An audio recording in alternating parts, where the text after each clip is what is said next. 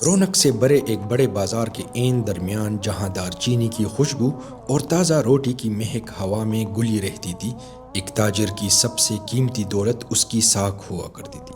حارث بھی انہی تاجروں میں سے ایک تھا، تیز، شاطر، چالاک اور ہر چیز کی قیمت جاننے والا۔ وہ اپنے عمدہ کپڑوں کے تھانوں کے پیچھے کھڑا رہتا اور اس کی نظریں ہر وقت ہجوم میں ایسے مواقع کی تلاش میں رہتی جو سودے کا پلڑا اس کے حق میں جھکا دے۔ ایک دوپہر عمر نام کا ایک آدمی اس کی دکان پر آیا۔ اس کے کپڑے باریک اور بوسیدہ تھے اور اس کی چال میں وہ تکن صاف محسوس ہوتی تھی جو ایک فکرمند دل سے جنم لیتی ہے۔ اس کے ہاتھ میں ہاتھ سے بنے ہوئے قالینوں کا ایک گٹا تھا۔ وہ قالین ریشم، محنت اور پسینے کا ایک ایسا حسین امتزاج تھے جن کی قیمت آسانی سے 50 چاندی کے سکے بنتی تھی۔ مگر عمر کی آواز میں دولت کی طلب نہیں تھی، اس کی التجا میں صرف ایک باپ کی بے بسی تھی جس کے گھر ایک بیمار بچہ دوا کا منتظر تھا۔ وہ دولت مند بننا نہیں چاہتا تھا، وہ تو بس انصاف چاہتا تھا۔ حارث نے قالینوں کی نفاست بھی دیکھی اور عمر کی آنکھوں میں چھپی مجبوری بھی، مگر جو قیمت حق کے مطابق تھی اس کی جگہ اس نے صرف 10 سکوں کی پیشکش کی۔ اس نے سرد لہجے میں یہ تاثر دیا کہ قالین نہ تو خاص ہے اور نہ زیادہ پسند کیے جانے والے۔ وہ یہ بھی جانتا تھا کہ اس کے سامنے کڑا آدمی بحث کے لیے نہیں، ضرورت کے ہاتھوں مجبور ہو کر آیا ہے۔ حارث نے دیکھا کہ عمر کے چہرے کا رنگ بدل گیا، اس کی امید جیسے ایک ہی لمحے میں بجھنے لگی۔ اس نے بازار کے مصروف چوک پر ایک بے بس نظر ڈالی، مگر اسے جلد ہی سمجھ آ گیا کہ اس کے پاس نہ وقت ہے نہ کوئی دوسرا راستہ۔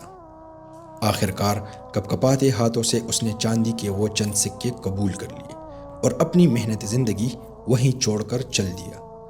حارث نے قالین لپیٹے اور ہلکی سی مسکراہٹ کے ساتھ خود کو ایسے محسوس کیا جیسے اس نے کوئی بڑی فتح حاصل کر لی ہو۔ لیکن وہ کامیابیاں جو کسی اور کے درد پر کڑی ہو دیر تک میٹھی نہیں رہتی۔ چند ہی ہفتوں میں حارث نے محسوس کیا کہ اس کا مال جیسے برکت سے خالی ہوتا جا رہا ہے۔ وہ جتنا کماتا اتنی ہی تیزی سے سب کچھ ہاتھ سے نکلتا محسوس ہوتا۔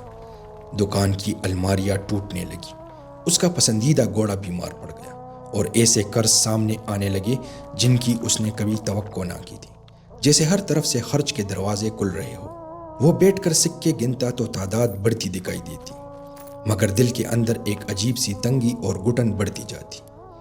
دولت بظاہر تو جمع ہو رہی تھی مگر سکون مٹتا جا رہا تھا۔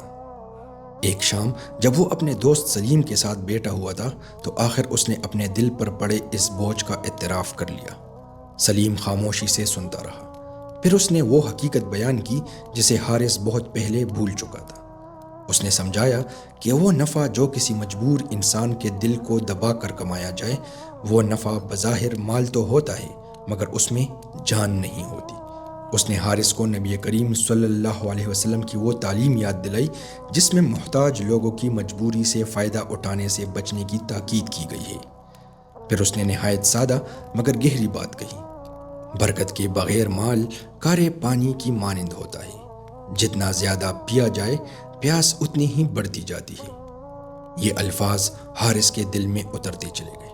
اب اسے محسوس ہونے لگا کہ اس کے اندر کا بوجھ سونے کی محبت سے بھی زیادہ بھاری ہو چکا ہے۔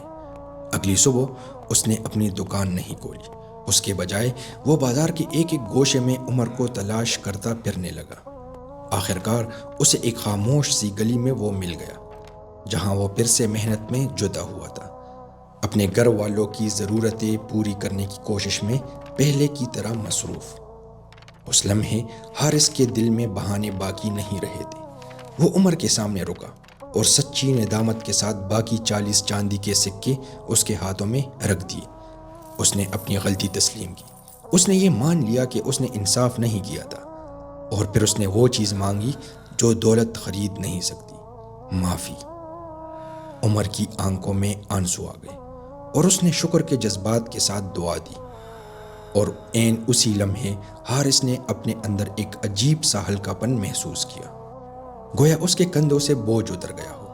وہ اپنے کاروبار کی طرف لوٹا تو ایک بدلا ہوا انسان تھا۔ اب وہ سمجھ چکا تھا کہ سب سے کامیاب تاجر وہ نہیں جو سب سے زیادہ سونا جمع کر لے، بلکہ وہ ہے جو ہر گاہک کی آنکھوں میں اطمینان کے ساتھ دیکھ سکے کیونکہ اس کا ضمیر اس کے خلاف گواہی نہیں دے رہا ہوگا۔ اس نے جان لیا کہ اللہ کی نگاہ میں ایک انصاف پر مبنی سودا چاندی کے ڈھیر سے کہیں زیادہ قیمتی ہے، اور سچا تاجر جو دیانت کے ساتھ خرید و فروخت کرتا ہے، قیامت کے دن نیک لوگوں کی صحبت میں اٹھایا جائے گا۔